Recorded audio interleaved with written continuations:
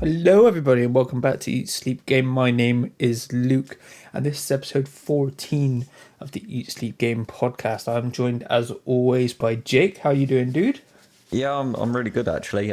Feeling a little bit tired today, so I've literally spent my morning watching Studio Ghibli films, which Oh, is nice. always nice. Yeah, I just finished watching Princess Mononoke or Mononoke. Sure. I can't remember how to say it properly. Doesn't matter. It's an awesome film, and I'm hoping I'm gonna have time to pick up Castle in the Sky later as well. Oh, I think that's my brother's favorite one. That is literally is my favourite one as well. I've been Yeah. saying for ages I need to watch My Neighbor Totoro because See, that's my favorite one. I love My Neighbor Totoro. it's mad. It is madness that Totoro is the face of Ghibli, and it's one of the only ones I've never seen. Oh, okay. No, I love My Neighbor Totoro. Yeah, I can't even tell you why. I just think it's such a lovely movie. man. I mean, they all are really at their heart. Yeah, that's true. but yeah, no, That is it's a. I'd say even though I was laying there like half comatose on the sofa, it was a pretty sick morning. I was pretty happy. Nice. How about you, man? You been up to anything? Yeah, not bad. I've just got back from a weekend away. We went up to see my missus' brother and his family. Got to play around with a little nephew quite a lot, which was good Nice. fun. He's about 2 now, so he's quite talkative, and he's you cannot sit down. You Yeah. can't sit down. Every time you like sit down for a couple of minutes, he just comes over and he's like, "Play." Like, all right, yeah, cool, let's go. But to be fair, at least kids keep you young, you know. Oh Like, yeah, for sure, for sure. I mean, he was doing this thing where he likes playing with me where I like grab him and he tries to like wriggle free and I'm pretending like I'm trying to like kidnap him or something. yeah. And then like he'll run away and just like hide behind the pillow and then we're like, where did he go? It was so much fun. It was a nice Yeah. weekend because I took my Switch and stuff like that and I didn't play any games at all. Yeah. Like it was just a complete like Ah, get away yeah. from everything sort of thing. Yeah, that's pretty sick, man. It went must on- just be nice to sort of like get back to that level of normality, you know, like traveling off Yeah. somewhere to go and see family. Yeah. Like this is like we said, I've got that coming up this week coming, and Yes. no, I'm really, really looking forward to Yeah, going man. and meet up with some people I've not seen for the best part of 2 years now. So Yeah, yeah, for sure, for sure. That was the same here. We hadn't seen him. Like we planned to go up last year, and then I can't remember when the last time we actually saw them was. yeah, And then obviously we couldn't because Boris was like, "No, you can't go places anymore." yeah, good old knob, Joe. But no, it was really nice. It was a nice reset, just Yeah. to kind of get away from everything and not have to think about, work or video editing and stuff like that. It was really nice. Yeah, no, Really that's good. sick, man. That's sick. I'm Um, glad. Yeah, I'm looking forward to you being able to get away. Because I know it's something we've talked about a lot. But yeah, finally almost there. It feels like there is, like I said, some kind of normality coming back, and we're allowed Yeah. in other people's houses now. So Oh yeah, it's Slowly just getting there. mental. Like because like I haven't really thought about it too much. Like I guess I've tried not to think about it too much over the past Yeah. like year or so. But like now that it's like at that point of I'm gonna go back. I'm gonna go see my mates back in London. I'm gonna go see my mum. I'm gonna see my family and that. And yeah, no, it's a nice level of hype. I think. yeah, Yeah. for sure.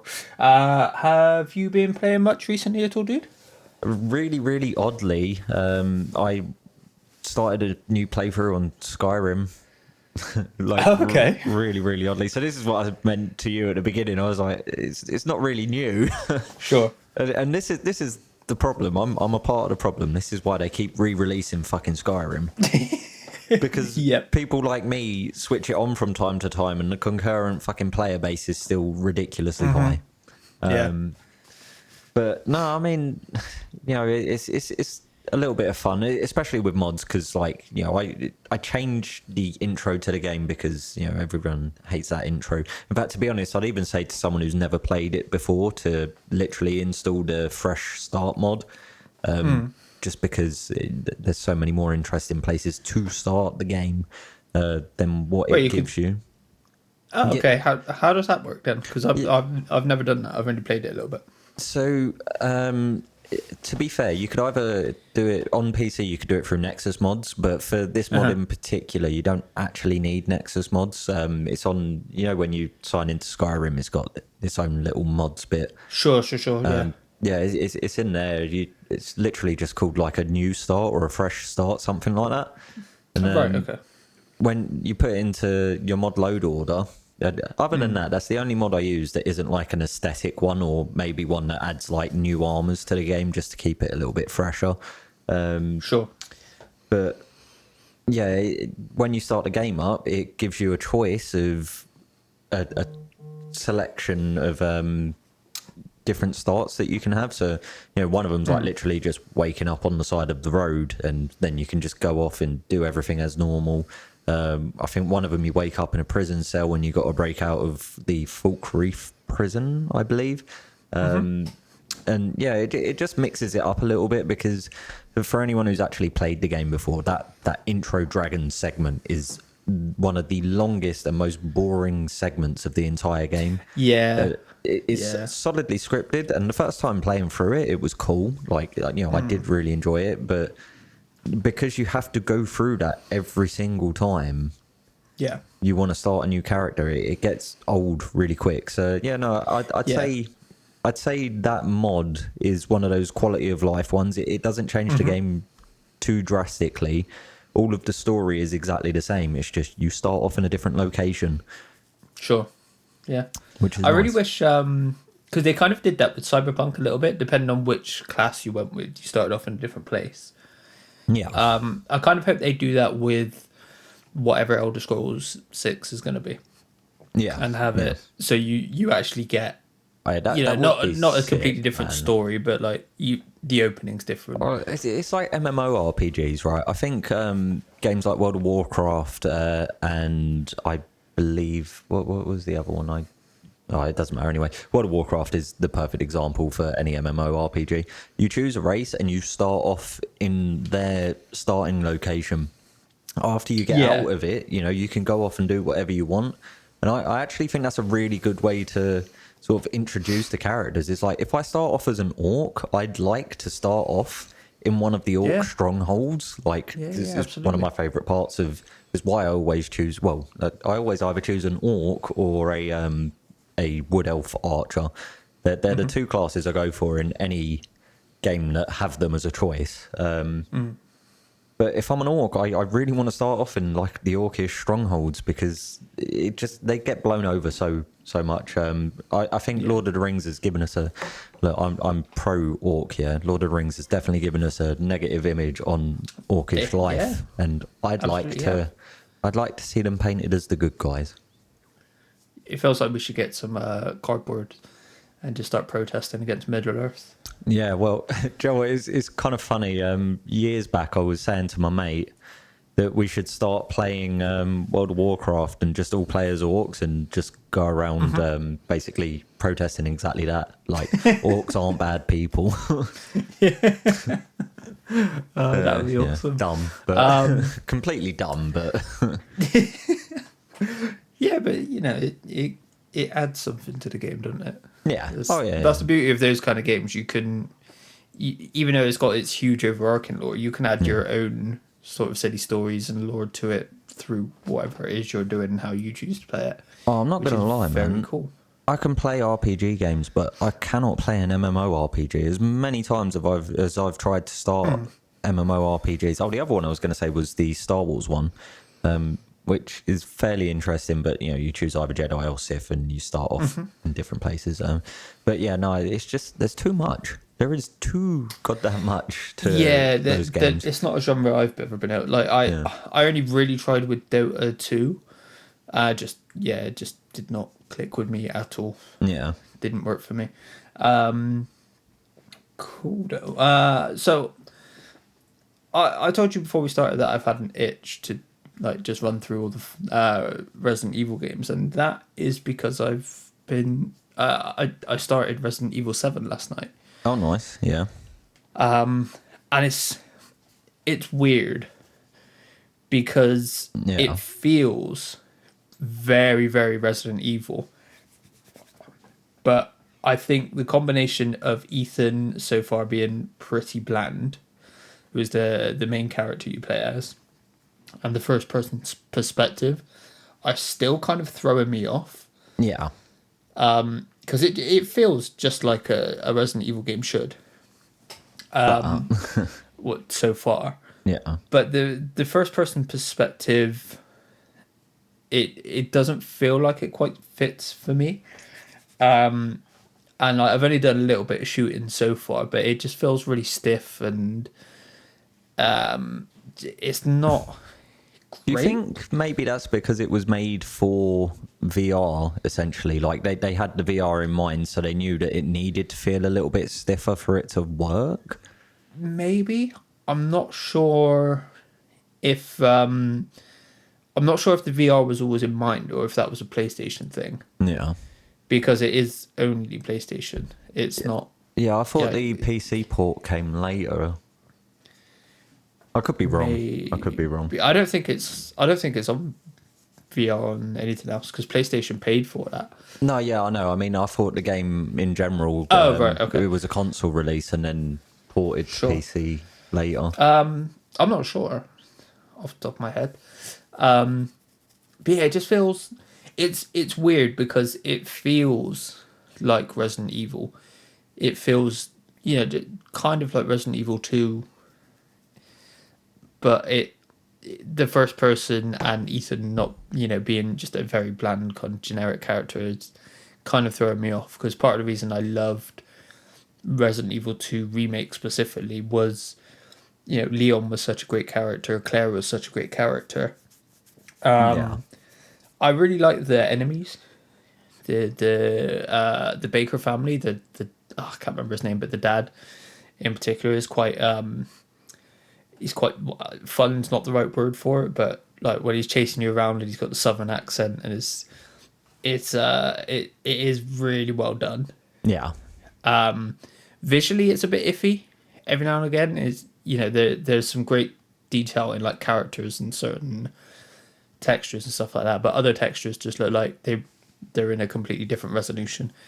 I don't know.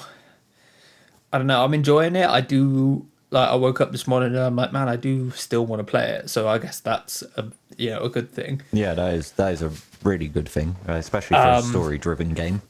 Yeah, absolutely. But I was kind of struggling with it a little bit last night because, like I said, it hasn't quite clicked for me. Yeah. I don't really care about Ethan. He's just kind of, I need to find my missus. Yeah, do you know what? My initial impressions of Resident Evil 7 when it dropped was that it was more of an arcadey game, or that it was going to be more of an arcadey game than a story-driven game. It's all I could think about. It's actually part of the reason I did put off playing it and really wanted to put a VR set on to play it. Sure. Because I was like, oh, this is going to be like a House of the Dead-esque thing, yeah? Like, I used to love going to the arcade as a kid and playing House of the Dead. And I really felt like it was going to be that sort of a thing.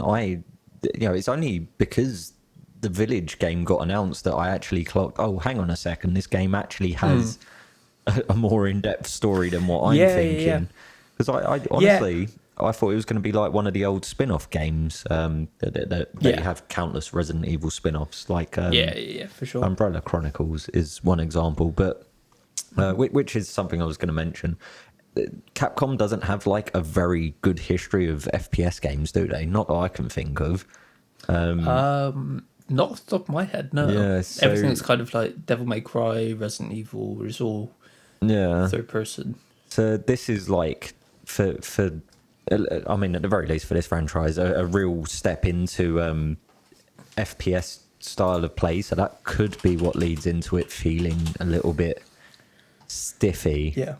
So I mean, we could always hope that Village has gotten those mechanics down a bit more, I guess, is where I'm leading to. Yeah, I mean, the little bit I played of Village, it did feel a bit smoother. Yeah. But yeah, I don't know. I think it is just I do think this area, I still think 2, especially 2 Remake, is the best one. I think they just nailed the atmosphere and everything like that, and you can kind of see that. You can see that they try and replicate some of that in, you know, being in the Baker farm and the Baker house and stuff like that. Yeah. But I think for me mostly it is just, you know, I haven't attached myself to the character. Yeah. I don't think the character is a strong one by any stretch at the moment. I don't know how far in. I've already played I think I played 3 hours last night. Yeah. Oh, you're probably quite far then. I can't imagine it's very I long. might be a quarter or two. Yeah. But yeah, I am enjoying it. It's just not. I'm not enjoying it as much as I hoped I was. Yeah. But I still want to, you know, keep going. I still want to. If anything, this has given me more of an itch to get through it and then Yeah. go back so I can replay. I feel that. To remake. I mean, your Resident Evil gameplay literally begun on the Resident Evil 2 remake, didn't it? Or had you played any of them prior? I think I'd played little bits sporadically here and there, but I'd never properly played one.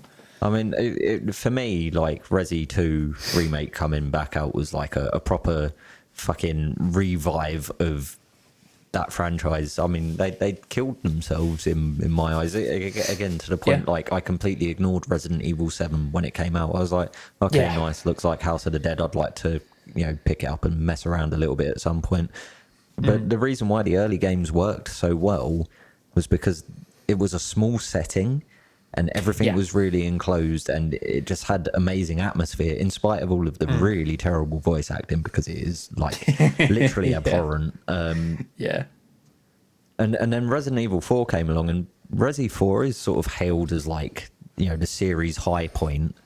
And I would agree with that. I loved the game to pieces. Is one of the most frustrating escort missions I've ever partaken in, bar Resident Evil 5, which on the surface isn't a fucking escort mission, but if you're not playing that game multiplayer with someone else, then it's a fucking escort mission, and Sheva is one of the worst AIs I've ever had to work with in a game, bar the ones from The Last of Us, actually, because they're fucking morons. Yeah.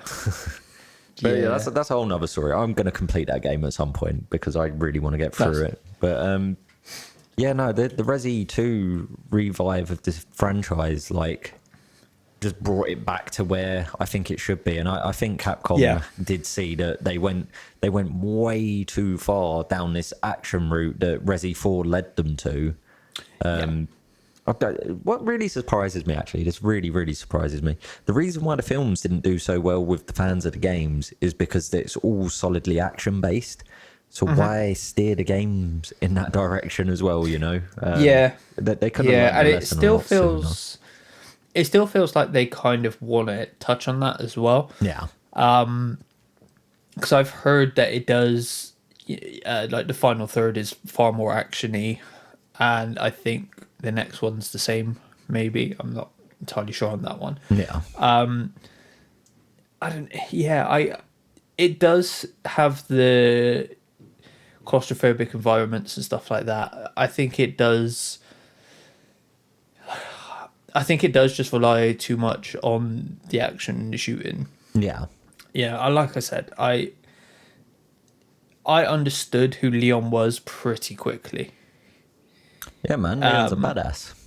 Yeah, he was great. It was his first day on the job. There's, you know, there is so much information that they give you early on, through whether it be through cutscene or through environment. Yeah, well, it's through atmosphere and environment, I think, quite a lot of it. Absolutely. The fact that you get to the police station, you can see the signs and everything from where they was going to have this welcome to the team thing, and you know, that already gives you an impression of what the people in the station are like as well, because you know, we've all been to jobs where, you know, you're just like, you know, here's a dude, he's coming to work for us now. But no, they was like, yo, let's throw a fucking party for this dude, let's get his name up on the fucking ceiling and that. But with Ethan, you don't know anything. Yeah. There's no there's no real context. So when you pick up a gun for the first time and you're able to shoot, like, pretty, as you do, it's like cool. But who are you? What? Why? Because if you're just a random dude, there's no way you should just be like, there's no context to it. Yeah. One other thing, and again, this isn't spoilery because it is very early in the game and it's stuff you've seen. I'm pretty sure he's invincible. Who, Ethan? Yeah, because very early on, you get your hand just chopped clean off. And then he's just, after a minute of being like, fuck, shit, he kind of just like, yeah, whatever. And then it's just like stapled back on 20 minutes later. It's like, what the fuck? Yeah. Oh, it's damn really it, bizarre. It's really bizarre. And then it's like, well, I mean, if he's fine with that. Why? Because you literally just pick the hand up. You can look at it on the ground and just be ice, like you're just walking around with it in your pocket or something, mate. For fuck's It's sake. really weird. I mean, look, It's really weird. All of Resident Evil is about bioweaponry, so I guess like some form of fucking, Yeah, maybe. like I can sit here and reason it through lore of the previous games as to why that could Sure. potentially be fine. But I'm also not going to, because fuck you, Capcom. I think that is part of the annoyance of the series as well, is where it actually fits in. Yeah. Because like when I first saw it and there was, there were hints at certain things, I was like, oh, I wonder if this is like a prequel to 4. Yeah. I wonder if this is set before 4 and it leads to...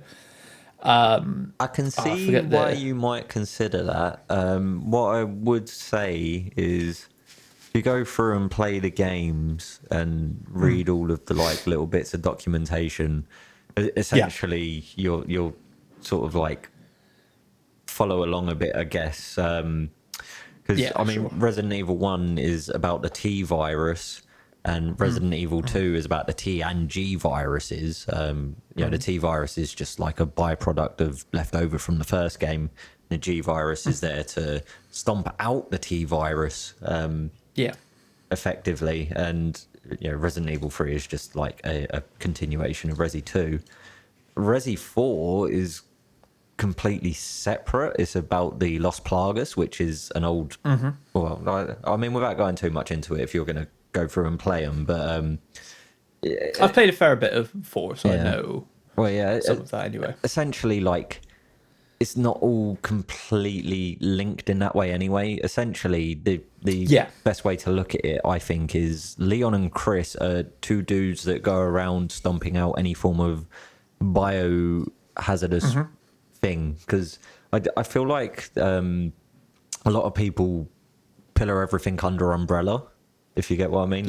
Umbrella is constantly the big evil, where realistically it's a handful of different companies. It's just Umbrella's the most memorable.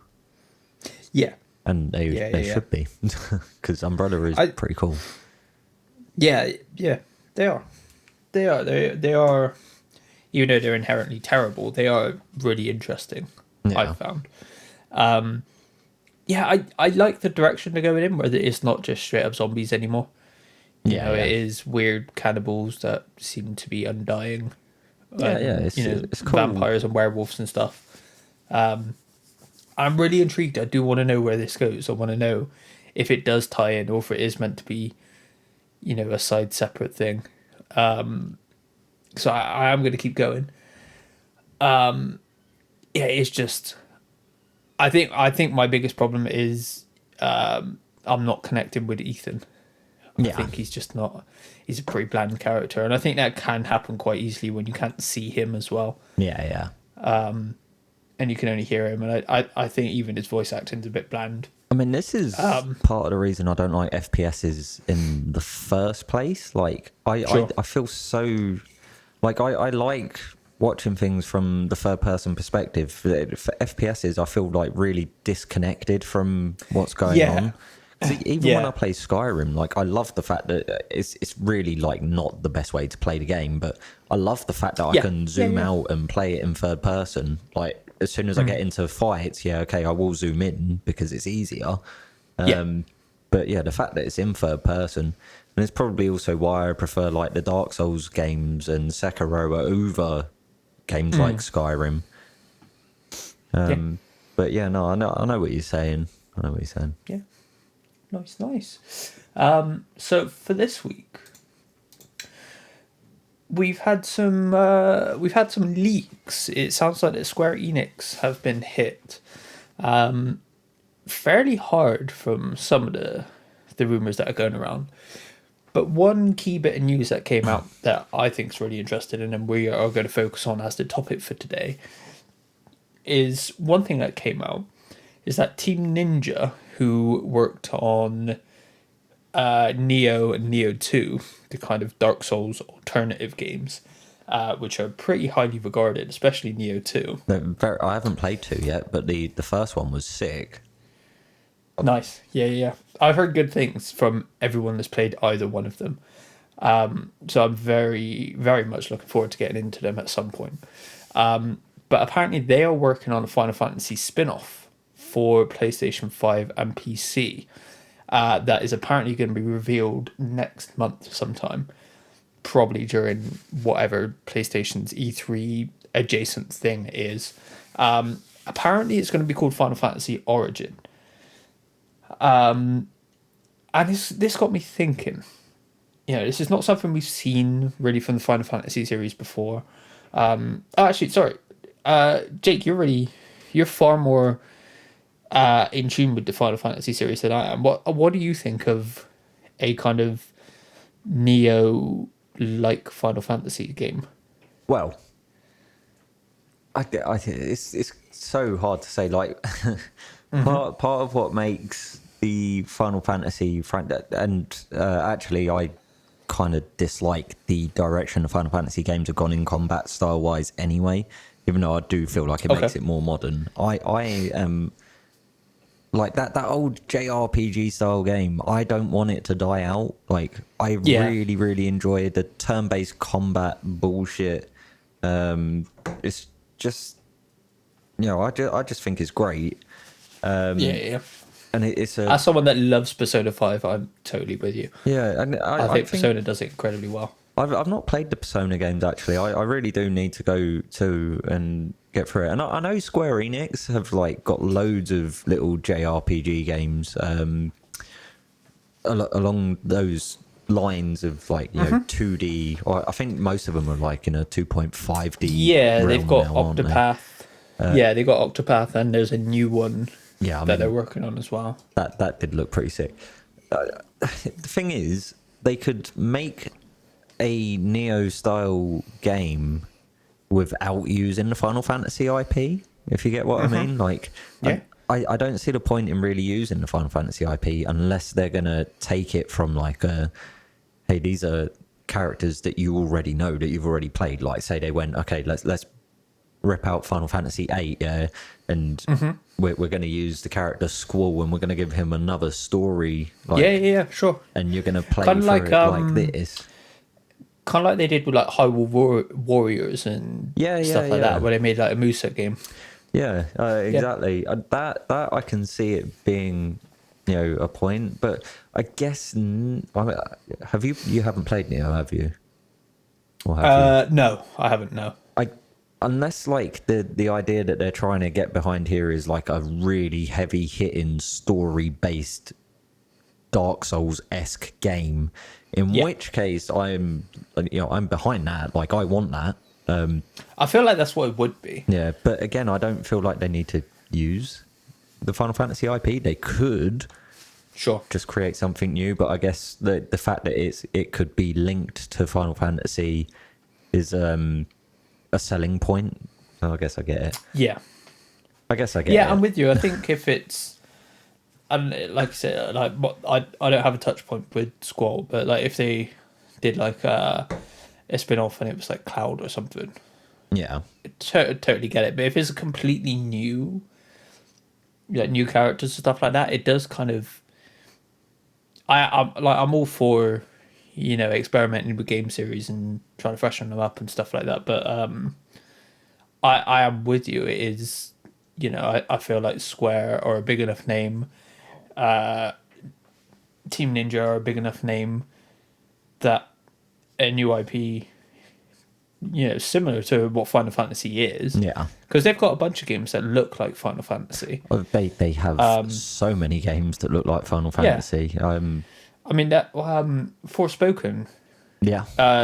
That looks like a Final Fantasy game. I was convinced that was going to be Final Fantasy 15 when we first saw it. Yeah, when I see certain trailers drop for things as well, like I think there's one way of putting it is you know when it's a Square game. Like, it's just so blatantly obvious that it's a Square game, which I think is the way my mind looks at it now, as opposed to, oh, it's a Final Fantasy game. In the past, I would have been like, oh, that's a Final Fantasy game, but I think now I'm more like oh yeah, this is Square. don't need to think twice. This is Square. But this is another game, and there's been quite a few recently that have changed genre. We've seen it with Yakuza Like a Dragon, which has taken the traditional Yakuza action focused and made it a turn-based game.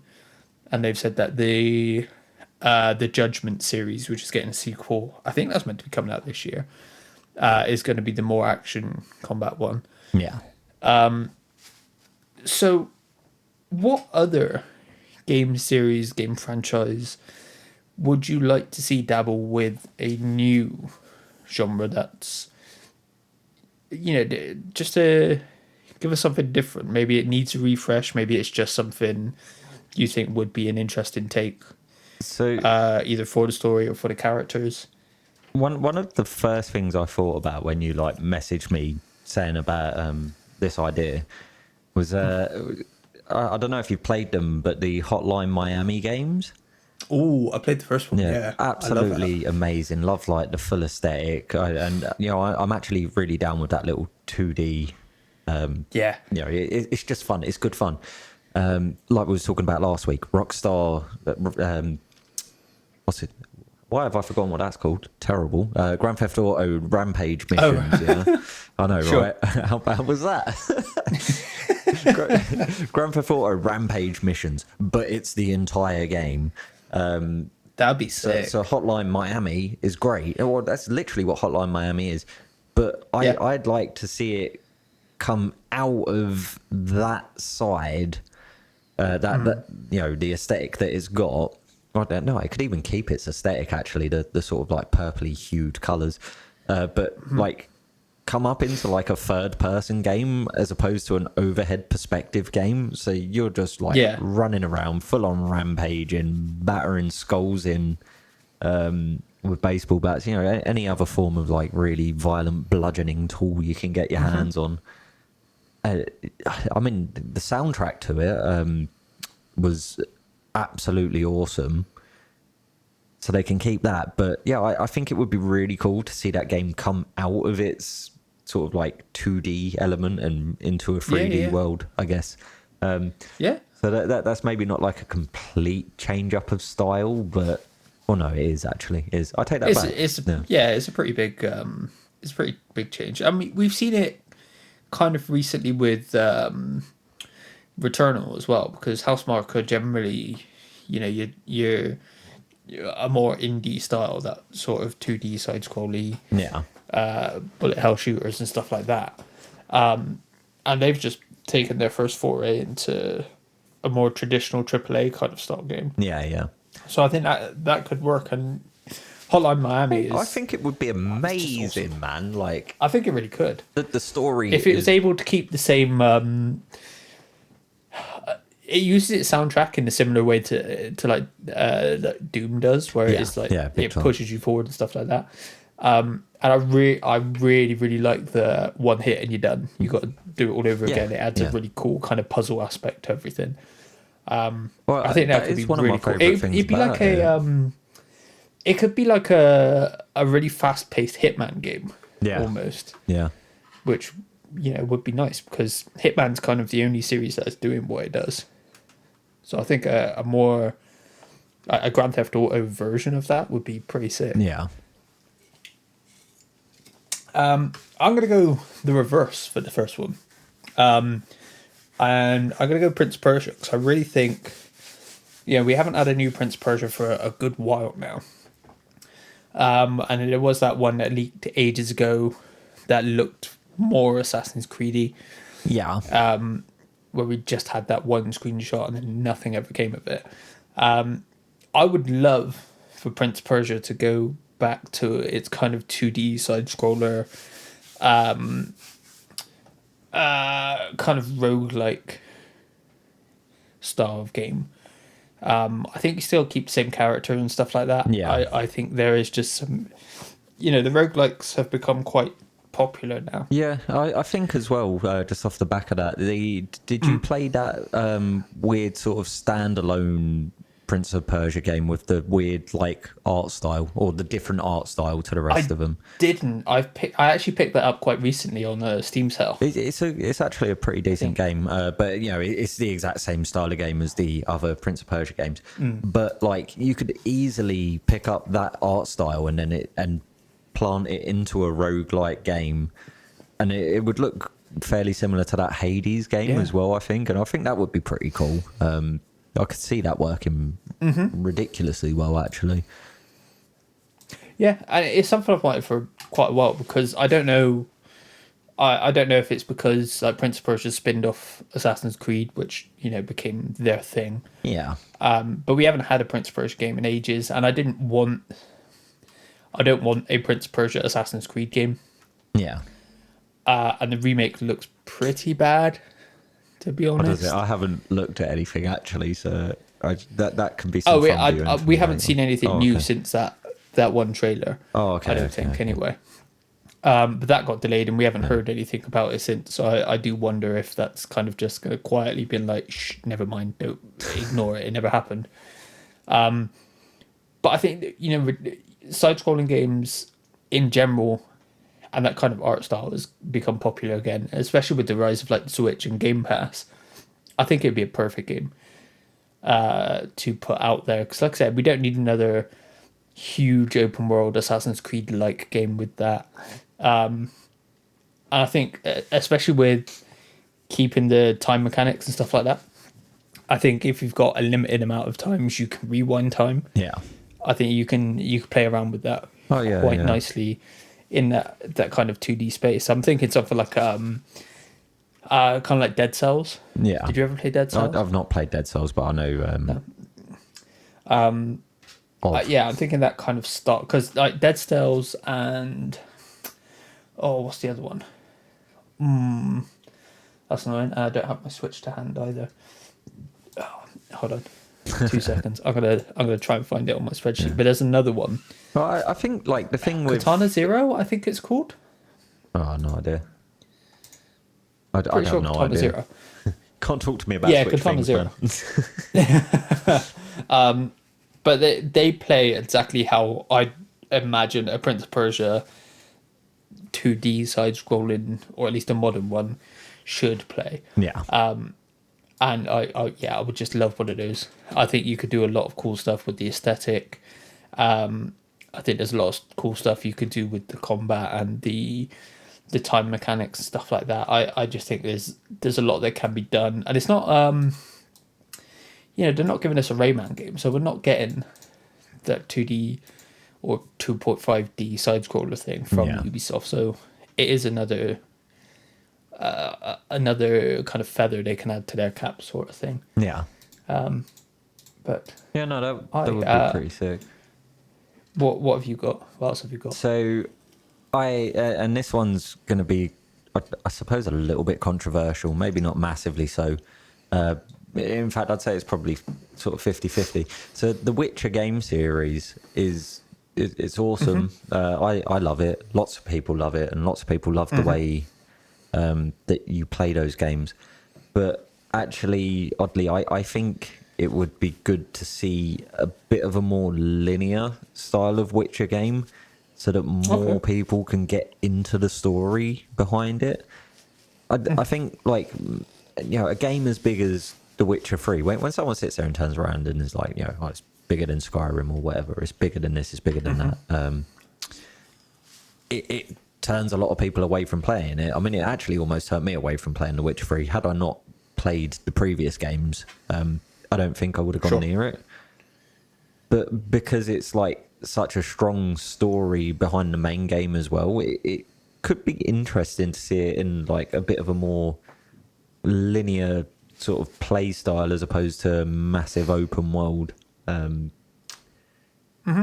But I mean, I love the open world to it. I'm just saying. Yeah, yeah. I'm kind of with you. I do think, especially if they do, ever fix Cyberpunk and get it to where they want to be. Yeah.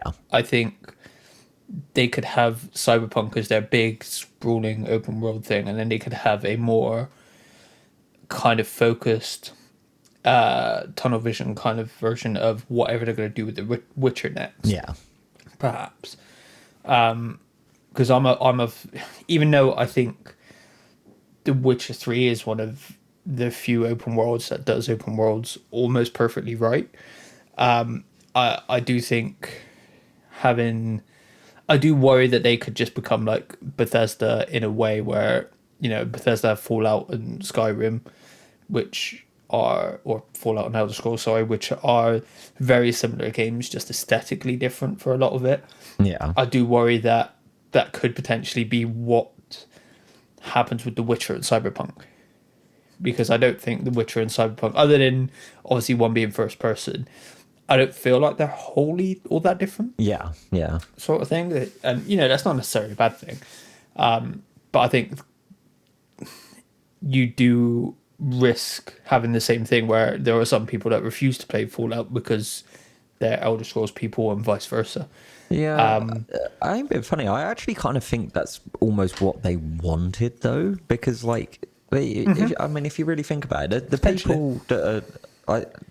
Elder Scrolls is a weird franchise, right? I'd say there's a couple of different, like, fans of Elder Scrolls games. You've got the Skyrim guys, like me, who the only Elder Scrolls game they've played and enjoyed is Skyrim. And then you've got the Elder Scrolls fans. They've been playing the game back since it was like a fucking text to play. Text. Yeah. Well, I don't even know what those games are called anymore. Actually, a reading game. Yeah. I know what you mean. And they're like massive on it.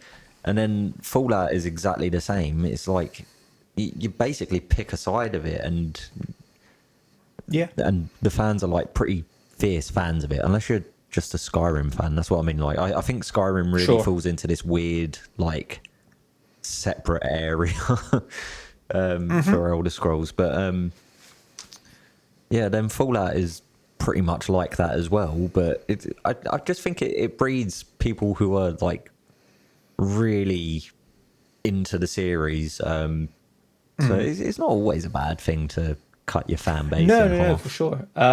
I think this is mostly just for me because I want to play both. Yeah. Sort of thing. And I'm totally with you. I do want more people to experience the Witcher series. So if there was like I really think before moving on, they should remake or remaster. Yeah. Because The Witcher 1 is not a good game to go back and play. It's not a good game to go back and play. I loved that game. But the reason I even pulled The Witcher out of the hat like that is my girlfriend watched the TV series like a lot of people did. Oddly enough, I couldn't get into the TV series. It was too linear for me. Ironically. I know, right? But she's since tried to play The Witcher 3. Now, I fully believe you can come into The Witcher 3 with no prior Witcher knowledge and completely enjoy the game and enjoy the series. But she can't get into playing it, and it is such a good game. But she can't get into playing it because there's just too much. Like, there is way too much to do. And that's not to say that she can't comprehend that. I mean, she played Horizon Zero Dawn. There's a lot to fucking do in that game. And she got probably further through Skyrim than I think I got, to be totally honest. Yeah. So, she enjoys open world RPG games. But for some reason, with The Witcher, I think she just felt like there was too much going on, too much to learn too quickly as well. So maybe having it in a bit of a more linear style could bring fans of the TV series into the game side of it, which I would like to see that crossover more, because the more you get fans of both, the better both are gonna get. If you get what I mean, like yeah, no, 100%. I really think with whatever they're going to do with it next is it's kind of going to be a fresh start. They've pretty much confirmed it's not going to be Geralt, so it may be Ciri that takes over the series. yeah. Well, I mean, Geralt's character. As much as I love Geralt, it probably is time for him to lay up. 100%. Yeah, 100%. It's one of those where he's beloved because of the games. He's not beloved because he's a great character. Yeah, sort of thing. But no, I can see that. I'd like, even if this new kind of series just pivots a little bit and is still open world, but it's like I say, it's a bit more linear and it's a bit more manageable, so you can actually get through it. Because I think it was Sean Layden, the ex-head of PlayStation, who was just kind of like, we need more games that people can actually finish. We need short experiences because games aren't cheap to make, and people aren't don't have all the time in the world to play through them. yeah. So I think meeting in the middle somewhere there, having a shorter, more, like I said, more focused experience would be fantastic. Even if it was like Red Dead Redemption 2 length, I think would be fine, because Wait, was The Witcher 3 bigger than Red Dead 2? The world wasn't bigger, I don't think. No, but I think they're probably comparable size. Yeah, it was a little bit more focused. There was more, there were like side questy things you could still do, but they don't all necessarily relate, and they're a bit more sparse. Yeah. As well, so you don't have to go around to everybody. You can pretty clearly see who is, who you interact with, and who kind of who is important, sort of thing. Yeah. Because I finished, it's probably about 50, 60 hours I think I put into Red Dead, and I easily doubled that in The Witcher and got like nowhere. Wait, hang on a second. I've put more hours into Red Dead than you have. And I haven't even. I did at the time Red Dead came out, I did have a bet with one of the guys I used to work with, because he was like, I bet I could finish it quicker than you. I was like, no, you fucking cannot. Yeah. So I kind of mainlined the story a bit more, I'm which so is part of the reason I far want to out. go back to that game. I know I'm so far out from completing it. I'm on 80 hours, well, 81.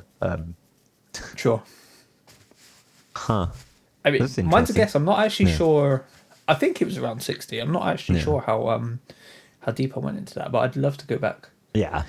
and play that again. Where should I go next?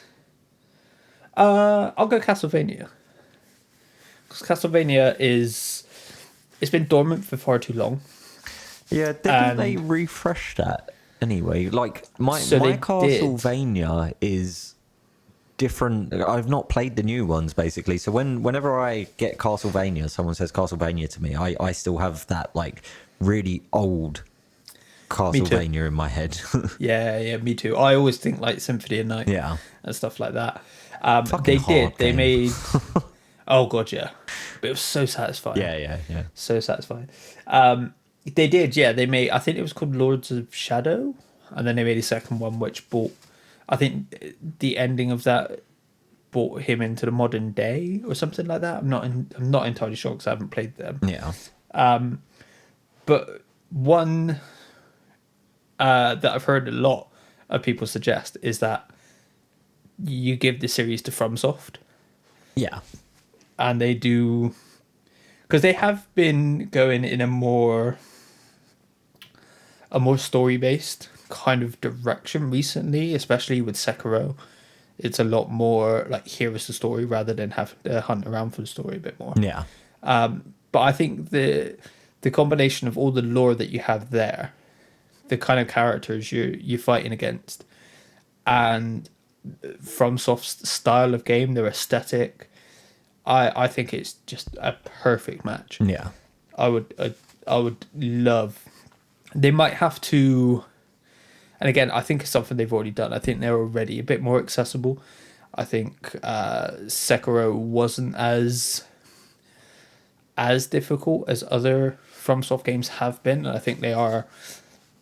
I don't want to say they're getting take that easier. back, man, because I struggled with Sekiro more than I struggled with Dark Souls.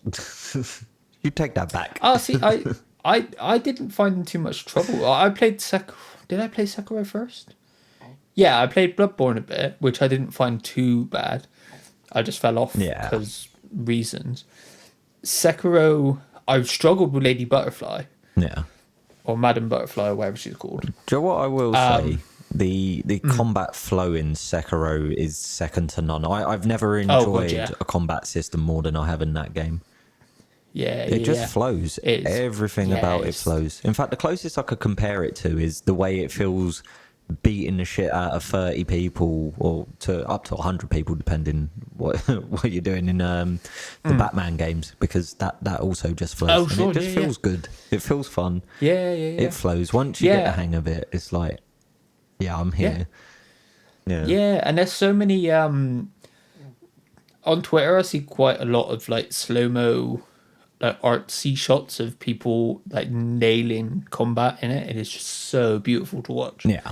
But yeah, I really think that everything FromSoft does with everything that Castlevania could be is just a perfect marriage. I think, like I said, the aesthetic is something they could play around with so much. I would. They've already. I would shit my pants if FromSoft picked up Castlevania.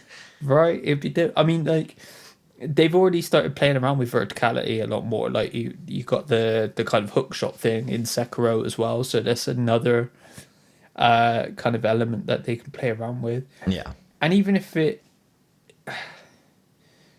there's just so much. I think it would benefit the lore, benefit the way that they tell their stories, benefit the way they do their characters.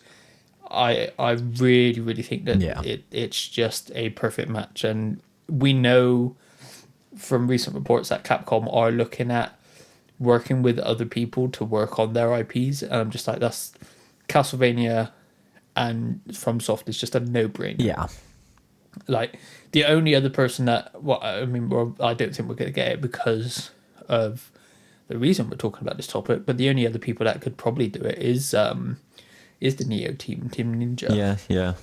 Yeah, no, I mean, that is basically very true. That Team Ninja are the only people I've seen pull off a Souls-like and make it not feel like a Souls-like whilst being exactly what a Souls-like should be. That sentence probably makes no sense, but if you've played the game... No, I'm totally with you, because like when Nioh first came out, people were like, oh, it's just a FromSoft ripoff. And then FromSoft came out, I was like, well, no, they did like the... oh, damn it. Oh, what's their old game called? I actually don't know what their old one is. I'm blanking on their old game. Ninja Gaiden. Oh yeah, fuck me, Ninja Gaiden. Right? Yeah. And then FromSoft were just like, well, no, Ninja Gaiden kind of inspired Dark Souls as well, so chill sort of thing. I really think one of those two. Jesus Christ! Really, no, sorry, I forgot how difficult Ninja Gaiden was. I just brought back some childhood trauma, mate. Jesus Christ! That's fine. We will move swiftly on and get away from that childhood trauma. What do you have next? Do you know what? I'm going to bring us straight back to childhood trauma. I reckon there should be like a Mario horror game where everything's just really bloody violent. Just Luigi's Mansion, but actually... Nah, terrifying. I'm thinking more like Mario roaming around the streets whilst everyone's like getting limbs torn off of them, and just anything to shit a child up, basically. I do think there's a lot of genres you could play around with Mario. You could take Mario literally as we've already seen, pretty much. I mean, there is a first-person shooter Mario out there. I've got it installed. I can't remember what it's called, but it's only like one level, and you shoot you shoot like plungers at people.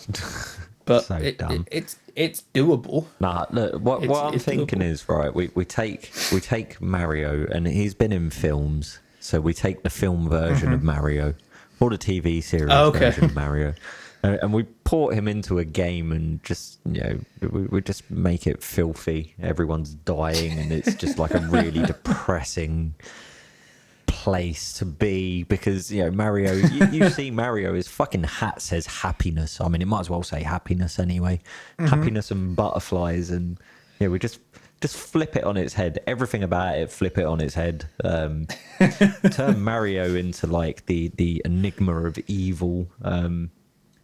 Or maybe not him himself, just let him fucking experience it. Or actually, no, even better, just have Luigi watching in the sidelines as Mario's the one going around tearing everyone to pieces. Oh, dear. I mean, sure. Childhood trauma. Oh yeah, that would definitely traumatize. I could imagine so many kids being like, "Oh, new Mario game! What the hell?" yeah. Because as well, if I was the one making it, I would paint it out to be just a typical Mario game, and then you put it into your Switch, and you're like, "What the fuck have I done?" Mario. Well, kind of along the same lines, Gears of War. Yeah. So Gears of War 4, and it's one I've talked about before because I got really excited. But Gears of War 4, when they first showed off that game, they made it look like it was going to be going back to its roots a bit more and being a bit more horror-like. Yeah. And I really think that's the direction they should have gone in. It's the direction they always should have gone in my opinion. Because like the Gears of War 1, one of the things I remember the most is having to like run through the shadows, or you get torn apart by these like bat things. That first trailer for Gears of War, or the first gameplay trailer, Gears of War 4, it looked so cool. That it had such a great atmosphere to it. And I think they missed the trick by being like, no, we're not going that way. It is just... It wasn't even a tone piece, because I don't like, they just completely reverted back to, no, it's just really going to be a third person action game. Yeah, I mean, I fell off of the series from the first game. The majority of me playing the game anyway, I think I said this before, was in the like horde mode, whatever it's called. Yeah. But yeah, it always felt to me like it should have been more of a horror style game than it ever was, and I really think they did get that with the first game. Yeah. I felt like there was a lot more of that atmosphere. I think the enemies... Oh yeah, because you were scared about the horde of enemies that were coming at you. Like, it was something to worry about. They were intimidating. But that's the problem with like a game like that. Like, you know, once you get part, and it's also part of the reason the Resident Evil franchise went the way it went. It was always going to go that way inevitably, because there's only so long an enemy can stay scary if you're going to keep reintroducing it. The only real way to make it more scary is to up the action. And that, in the end, you know, again, it worked. Resi 4, it felt more scary in a way, but Resident Evil 5 completely shat on that idea and turned it into pure action, and it was just watching enemies fall in the end. I think that is somewhere where, you know, gaming has kind of really... They haven't nailed it yet. We haven't had that action horror that is, you know, it balances both really well. Dead Space. We either have it where... Honestly, I think Dead Space was the answer to that, and they killed that franchise because of EA. I mean... Yeah, that's true. Yeah, actually. Because, I mean, even that, they eventually went too far into the action. Yeah, the thing I think about that is it kind of made sense with like the progression of the game, the way everything you was doing, everything you was gearing up towards, all of the upgrades you get, the deeper into like the ship you get, or the, you know, the further, everything just spilled like massive action ending. But the reason why I say I think they nailed the action horror is because and I'm talking specifically about like the first two games, because Sure. they're all that Sure. exist to me. You know, Same. you spend the beginning of both of those games pacing around really slowly, really like scared. Yeah, like it's nailed Yeah. the horror element from that aspect, and the further you get, you start to feel more confident. But I don't think there's a single point in either of those games that I ever felt like, yo, yeah, I can outgun these guys. Like, Yeah. you know, I'm there. Yeah. Second playthrough, yeah, easy. Sure. Fucking piss walk. But like, yeah, I just think they got it right. Like, it ramped up in the right way. And even though it did massively up the action side of the game in the later chapters, it still had moments where it brought you back to this smaller, enclosed feeling of horror. Like, I can't sing those games' praises enough, actually. Yeah, I'm with you, and that's. I'm so excited for whatever the Callisto Protocol ends up being, because it's, it's the creator of that franchise doing. He's doing Dead Space again, basically, from the look of the first trailer. Anyway, What I hope is that he's not worried about like just rehashing ideas from it, because I really feel like he should rehash ideas from it. It's been more than long enough. Like not obviously not completely copy. I mean, the the trailer for it, I shat myself. So I was like, oh my god, it's Dead Space, because it looked like it had the thing in the back of his neck, like it looked like Dead Space. And then I was really disappointed when he was like, no, it's this other thing. But then when they were like, no, it's the guy that made Dead Space, I was like, oh shit, yes. Bro, that was kind of like everyone's reaction to the new Left 4 Dead game, weren't it? Back for Blood. Oh, like, everyone's yeah. like, oh, well, at least me, while I was watching, I was like, holy shit, this looks a lot like, Left 4 Dead. Sure. But it can't be. It's never going to be. And then it's like Back for Blood. I was like, oh, okay, well, yeah. Here we go. Yeah. So... Yeah, I've got another one that I think would be quite interesting. It's not like specifically a game, but so last week we talked a lot about Rockstar, and yes, I would love to see them make their style of open world game, but in a medieval setting. that'd be sick. Yeah, I think they could do such an amazing job of it, and I've thought about that, but with pirates. Yeah, I mean, basically, I'd love a pirate Rockstar game. Basically, what I'm saying, they Rockstar could do anything, and hopefully, I'm saying this, they can do anything. Touch wood, it would come out sick.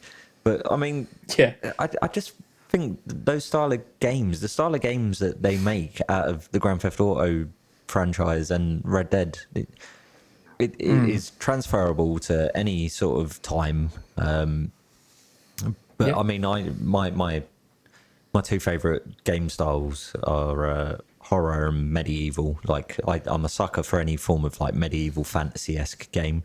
I may not enjoy all of them, but I'm far more likely to pick one up if there's a sword and a shield.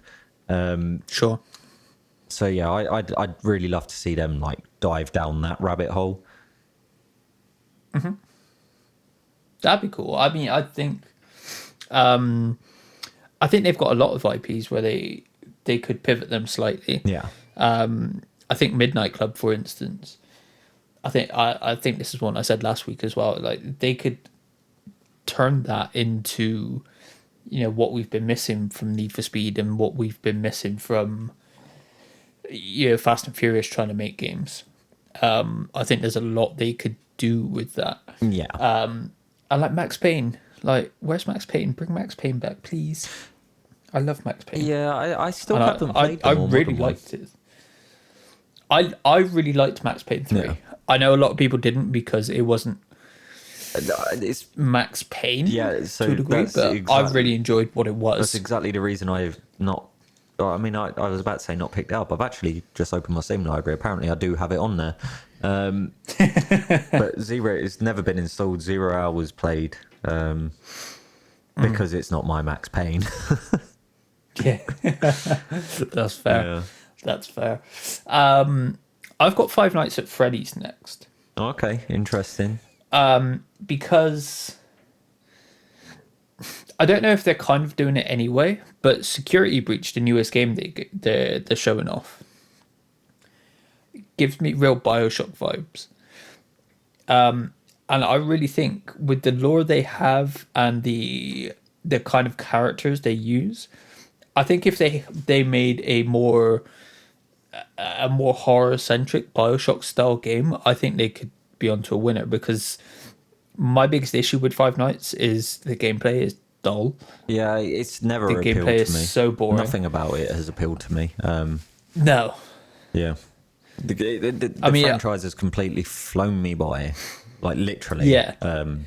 Honestly, if it wasn't for game theory, I would know nothing about Five Nights. Yeah, see, game theory does a very good job of like I ignored all of his videos on Five piquing Nights. my interest. I ignored every single one of them. To be honest, I don't watch too much of his stuff anymore anyway, but Sure. I used to, like a few years back, I used to pretty much religiously watch it. It didn't matter what he was talking about. He's really charismatic, actually. He's good at what he does. Yeah, he is. Yeah. I'm kind of the same. I go through phases where I would just binge a lot of his stuff, and like I did it not too long ago where I was like, where is Five Nights now? What's what are we up to? What's been going on? So I just binged through all of his Five Nights videos. Yeah. And so much of the lore is really interesting. It's really, really cool. It is just a shame it's kind of locked behind, like I said, really dull gameplay, and really, I think there's a lot more you could do storytelling wise. Yeah. And it is something they're apparently doing. They are working with other small teams that make different styles of game.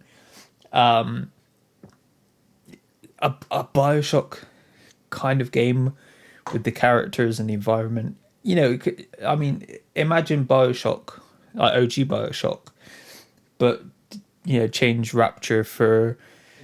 I think it's like I'm not quite sure what the new one's meant to be. It looks like an amusement park, kind of like a pier or something like that, with loads of like little attractions and stuff like that. Yeah. Or kind of amusement center or something like that. But just have Bioshock, have it ramp up the scariness and the horror a bit more, make it more survival horror than it is action. Yeah, well, I think that's just like true of Bioshock anyway. I'd love to see Bioshock be more survival horror than, well, maybe not survival horror, but more based around the survival aspect of being in Rapture than the than the action side of it. Because it's one of the few things about the game that like really did great on me eventually was listening to the fucking sound of the sirens. That drove me insane. The sirens? Yeah, when you set the fucking little helicopters off. Oh, yeah, sure.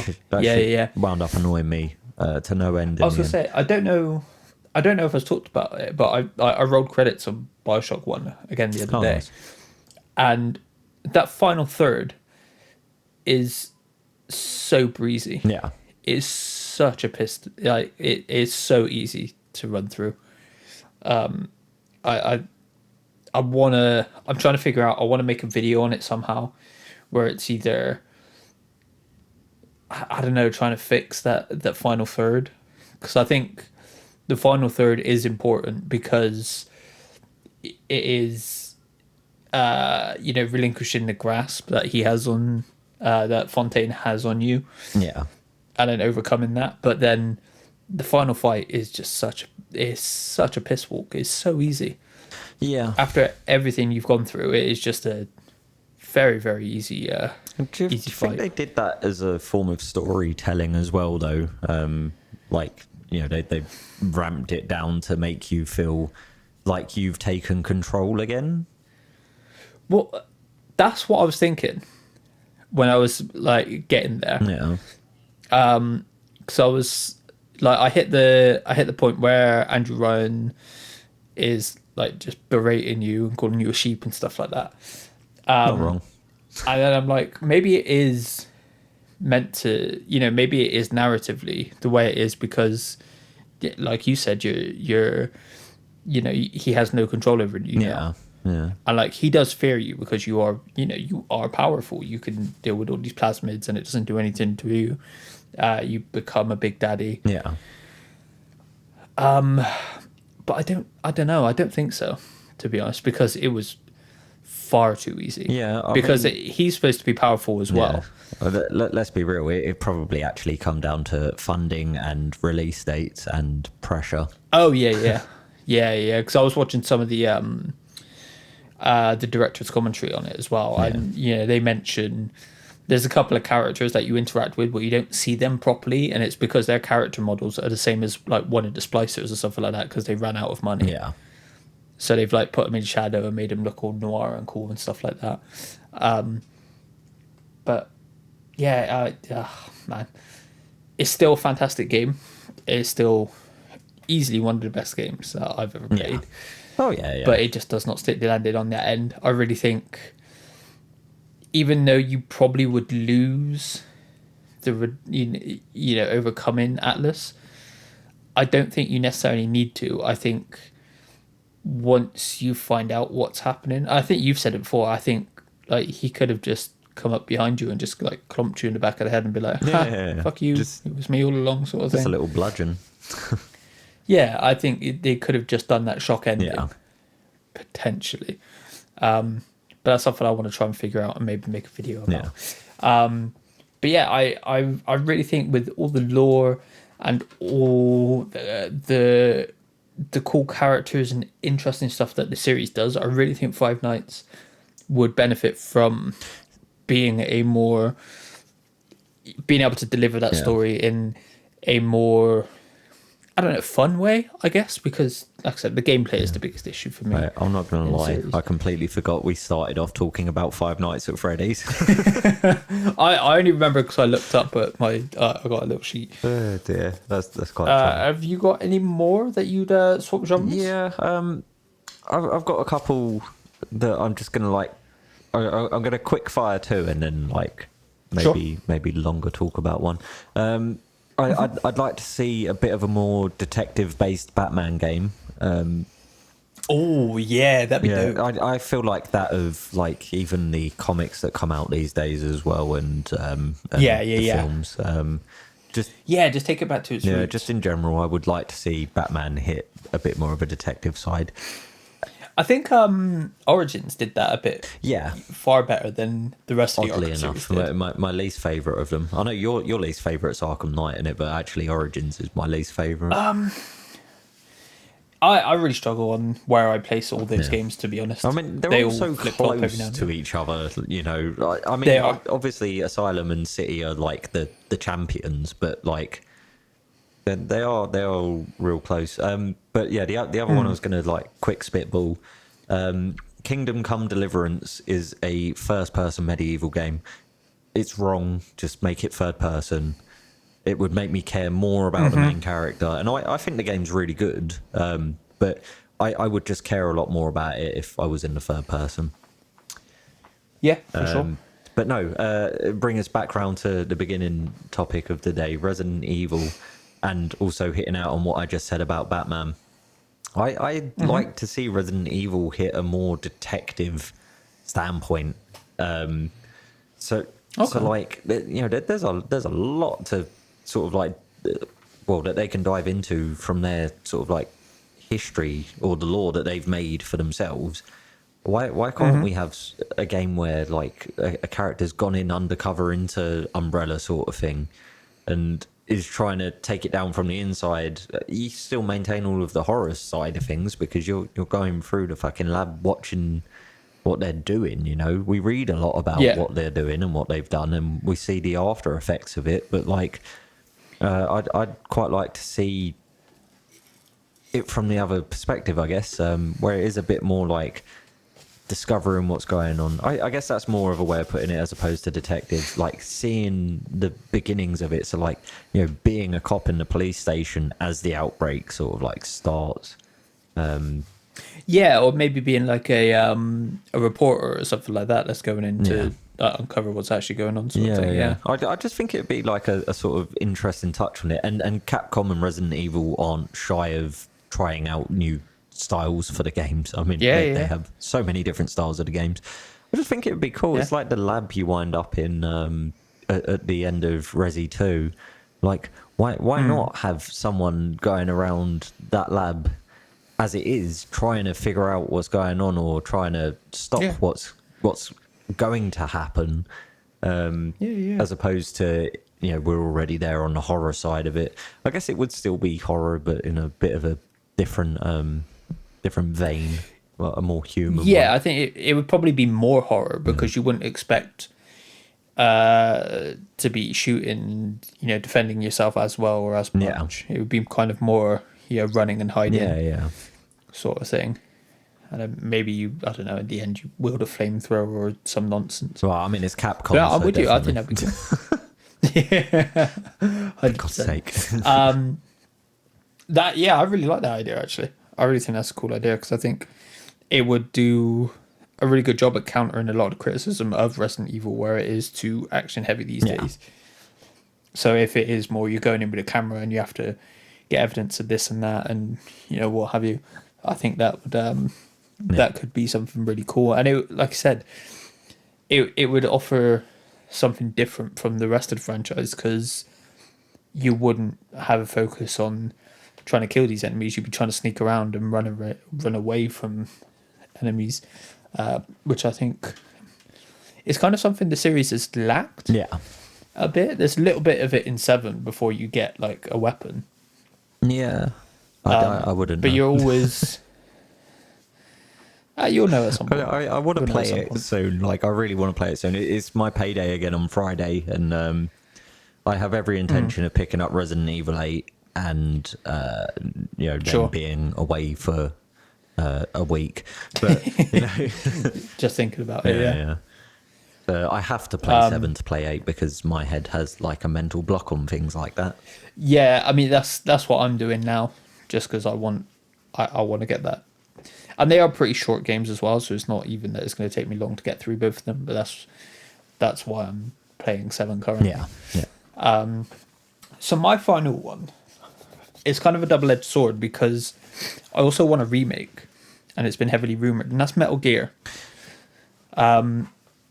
So a different direction for Metal Gear, but it's such a perfect game. So here's my thing. Are you talking Metal Gear or Metal Gear? So exactly. So firstly, it depends what they plan on doing with it. So there's a lot of rumor of this remake, and if it is just Metal Gear Solid 1, cool. I'm very happy with that. I love that first game. It's one of my favorites ever, and it's my favorite of the series. However, I think making a full-on remake of Metal Gear and Metal Gear Solid Snake would be more beneficial. Because some people don't even know they exist. Yeah, so I was about to and say it would that. make it's forgotten about and unmentioned in most people's conversation of Metal Gear. Yes, and it would also kind of resolve some of the criticism of Metal Gear Solid 5 when they're like, why are there two big bosses? It doesn't make sense. It's like, well, it makes does. Perfect sense, you bastard. Because there are two big bosses. There always have been. However, the flip side of this is what they do after. So if they do want to make new Metal Gear games, it's not even necessarily a genre change, it's just kind of a refocus, because I really started to struggle. I still enjoyed it, but I really started to struggle with the franchise after 3. I think 3 is probably the best game. I think 3 is damn near perfect, but 4 onwards started to get a bit too silly, a bit too not necessarily supernatural, because I think there's still good things you could do with that. So but it was always supernatural. Metal Gear has been, well, since Metal Gear Solid anyway, it's been very supernatural. I know what you mean, though, because it's the mech side of it, I think, is where the franchise... Yeah, it's all the nanomachines and stuff like that. And I get it. Metal Gear is a giant fucking mech, but what I didn't need is the small... Like, Metal Gear Solid 4, the smaller mechs in it were unnecessary. Yeah. And what they did to my guy Raiden, my God. Oh, yeah. I'm so... Like, even though he's really cool... No, he's not. He's a fucking dickhead. I mean, yeah, I really yeah, wasn't but they happy. kind of did the Dante thing to him. Yeah.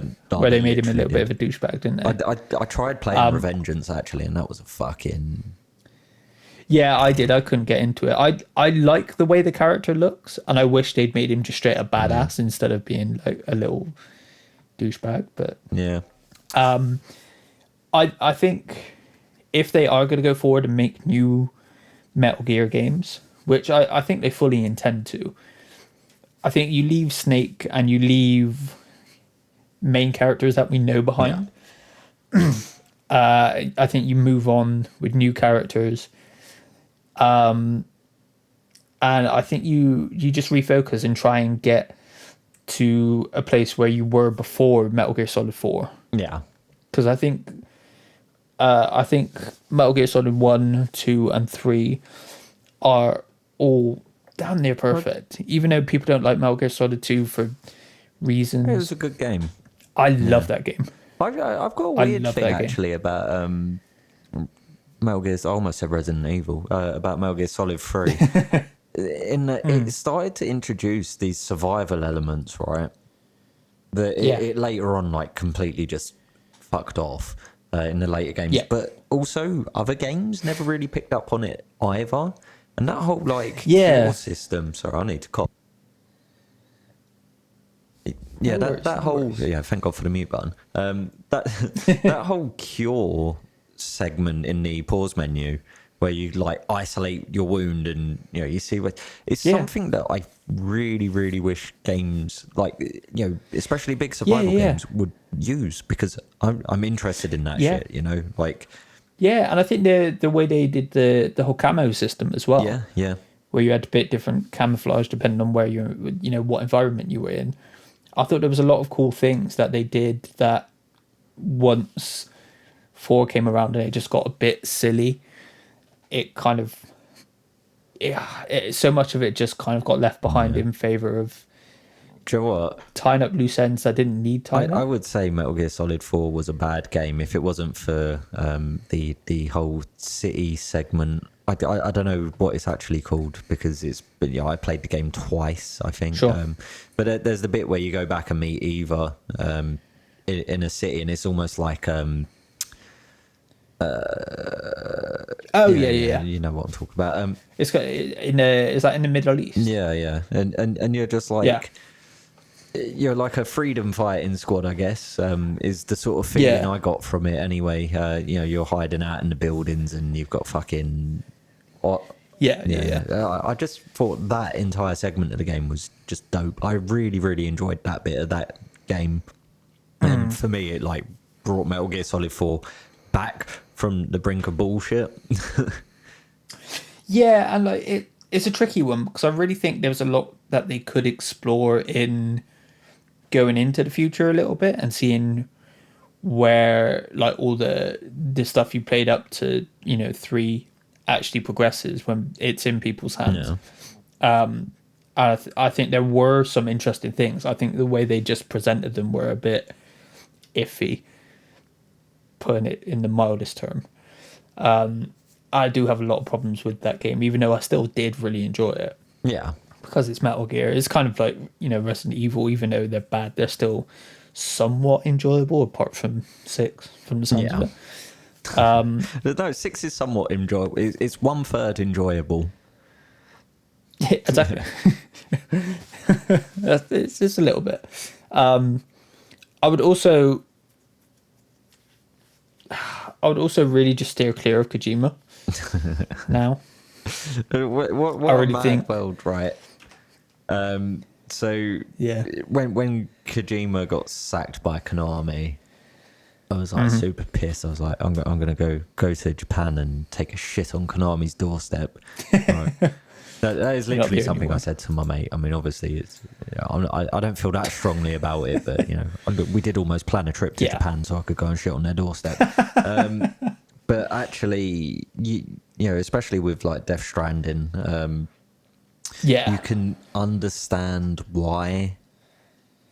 I think Death Stranding's given us an interesting insight into the reasons why what's happened. Yeah, I think the writing was a little bit on the wall with 4 because he didn't want to make 4. He wanted to finish off at 3 and then move on to other Yeah, things. yeah, But ever since 3, he hasn't really been the same. I 5 was a mess. yeah. And that's both parties' fault. It's not just Konami on that one. The move to open world wasn't, even though there's a lot of cool things that could be done and the gameplay was fantastic for 5. The open world just was kind of at the detriment because there was nothing to do in the open world. You could run around and do the same mission over and over and over and over, and it was just the open world was just jarring. Like it would have benefited from you complete the mission and you get into the helicopter and choose your next landing zone. Whereas like what actually happened was, because they wanted to make it open world, you complete your mission and then you have to fucking run all the way out of the little village that you've just spent ages pushing through to get back to a point where the helicopter can land. Yeah. So you can get in your helicopter and fly off to another location to do another mission. If they'd have just cut that side of it out, actually, it still would have been fine as an open world. So, like in my eyes, anyway, because then it's like, oh well, if you want to jump on the horse, because I will say this: the horse riding in that game was very good. But, they did a good job of that. That's the most frustrating thing about that game is there is so much that's very good. Yeah. I think that the story bits you do get that I saw anyway were pretty good. I think the gameplay is fantastic. But the thing that grated on me the most was every mission had an opening and a closing bloody cruel, like it was a TV episode. Yeah, it literally was. And everything was like, Kojima wrote this. It's like, we know. Back off, calm down. We know Kojima did this. I forgot that it did that as well. Get it? Dude, it's so annoying. I was so fed up with seeing Kojima's name after a while. Yeah, I completely forgot about that. Either that or I blanked it out. Jesus. Blank it out, I'd hope. I would hope. Do you have any more you want to talk about at all? No, I mean, I've got one thing that I want to say, though, about games in general. I want Manhunt, like not specifically Manhunt. I said this to you like right before we started, but like I want games to dare a bit more like Manhunt. Just fucking push it out there. I get something fucking really bloody and murderous and give me a blue bag to strangle someone with because I love that shit. That was part of the thing that The Last of Us Part 2 got criticism for, because it was quite gory and it was quite brutal. Oh, really? And I'm like, yeah. Last of Us 2 does get dark. Like dark Good. at points. But it was never unwarranted. It was always in the service of the story and the situation and what like Ellie or Joel or whoever was going through. And especially early on, I won't spoil it for you because you're not there yet. But early on in Last of Us Part 2, like a lot of the crux that sends Ellie on her journey is a fucking gory ass thing. And you brought it up a couple of times. I really think Manhunt, while it can't necessarily come back in the way that it was, where it was just straight up gore for the sake of gore. It had an underlying story. I think there is something they could do there. It did have a story, but I think if they flesh the story out a bit more and make it a horror game, I think there is a lot that can be done. And like, it's Rockstar. Rockstar are good at stories. It doesn't even need to be. I really Rockstar think they could that do does it. something. I guess like the point I'm getting at is like, I wish games would be a little bit more daring on that side of things. You know, a game that I think is a really good example of what I'm talking about, just a darker story in general. There's another old game. It's banned in the UK. You can't actually buy it over here. You never could. I think it's called Rule of Rose.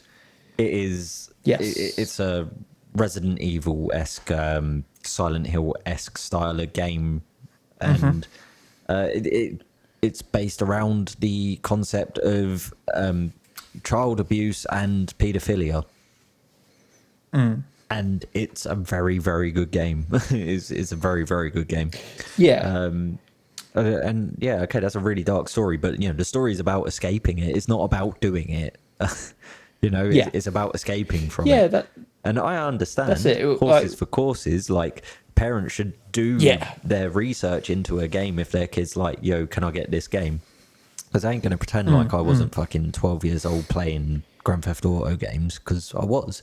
Sure. Like pretty much everyone else. But like, do your research on the game before you give it to someone. Yeah. Give it to your kid. And it's kind of with where gaming is now, it's kind of a double-edged sword, because gaming is very mainstream. So I think while this is something that's going to happen less, you look at stuff like movies, and those kind of subjects aren't something that movies shy away from. There's been loads of movies. Like you think of like Schindler's List, for instance, is one of the most highly regarded movies ever, and that's all about the Holocaust. Yeah. And it is one of the best really movies think ever, that actually. I really love Schindler's List. It's got like a real... Sure. Well, I've got a real soft spot for it. Sure. I do think... I think The Last of Us Part 2 is proof of this. That if a game is very good, very well made, has a very good story, I think you can justify going to darker places, as long as it's just not for the sake of it. There was Hatred. I think there was a game called Hatred that came out, and it was just the point of the game was to be shit, and it was meant to be horrible and stuff like that. Whereas if you again, if Resident Evil does it, where it is pretty gory, but and like Mortal Kombat and stuff like that, but it is all tied in. It does make sense for where that game is. Whereas if it is just for the sake of it, that tends to be where the issue is. And I would have, and I think Last of Us Part 2 is going to force that a bit, because they took a lot of risks, and it did pay off for the most part. I would like to see games, like you said, just be a bit more risky and push the envelope a bit more now, especially. Yeah. No, definitely. But yeah, that's all I've got for you. Awesome. No, I'm with you. I would love to see, not like I say, it doesn't specifically have to be Manhunt, but I think there's stuff that could be done there. Because I mean, a lot of the stuff that happens in Manhunt isn't all too dissimilar to stuff that happens in other games. We've seen a lot of that in other games before. But I mean, the torture scene in Grand Theft Auto 5, for instance, that's very Manhunt. Mate, I forgot about that. I mean, those choices were fantastic. I enjoyed that segment of the game. So they're not beyond doing it. Yeah, but I mean, if anyone was going to push the boat, like, it is always going to be Rockstar. Rockstar can fucking shake it, and everyone's like, yo, it's fine. Yeah, for sure. But I think that will about do us for episode 14 of the Eat Sleep Game podcast. Let me know in the comments what games you think could do with a shake up and change genres, or even maybe like a genre that deserves to come back that we haven't seen for a while, that could take center stage, because genres are always rotating, coming in and out of fashion, just like clothing is. Any concerns, comments, any ideas that you have, any feedback you have for us, please do send it over to esgvids@gmail.com. And next week, it's me and Sean, because Jake is going to be away enjoying his time back home in London. So if I don't talk to you before then, dude, I hope you have a good time. Oh, yeah. It's going to be sick. London. Like, I'm really looking forward to it. No doubt. It's, like I said, like coming back off mine is such a nice refresh, especially after, like I said, 2 years of kind of being stuck. Yeah, mate. It's really nice to... It's really vindicating to just get away for a bit. So you enjoy your time away from everything. And I don't know what we're going to talk about with Sean next week, but we will have Sean covering for Jake, so that's going to be fun. That's going to be interesting, a bit different for this one. But yeah, we will see you. Well, we won't. I will see you. Jake won't. Get it. Jake will he'll be here in spirit. Yeah. We'll have to throw in some Jakeisms somewhere. For fuck's sake. But yeah, we will see you in the next episode, and Jake will see you in the one after that. Take care and have a good week. Yeah, bring Bye. back Manhunt.